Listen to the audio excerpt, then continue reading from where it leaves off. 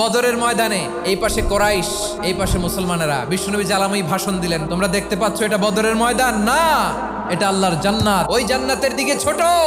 বিশ্বনবীর কথা শোনা মাত্র সাইয়েদনা উমাইর ইবনুল হুমাম বললেন বাখ বাখ, মানে চমৎকার।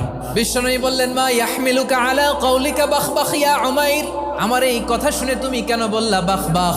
ইয়া রাসূলুল্লাহ, আপনার এই কথা শুনে আমি বড্ড খুশি হয়েছি, আর আমি প্রত্যাশা করছি আমি যদি ওই জান্নাতের মালিক হতে পারি তাহলে কতই না ভালো হতো। সুবহানাল্লাহ বলেন। বিশ্বনবী বললেন উমাইর আনতা মিন আহলিহা, তুমি ওই জান্নাতের অধিবাসী, তুমি জান্নাতি। উমাইর চিন্তা করলেন আমি জান্নাতি, নবীর মুখ দিয়ে যখন বেরোইছে ওই জান্নাতে তো আমার ঢুকতেই হবে, কিন্তু হাতে 3টা খেজুর খেয়ে যদি জিহাদের ময়দানে যাই তাহলে জান্নাতে যেতে তো দেরি হয়ে যাবে।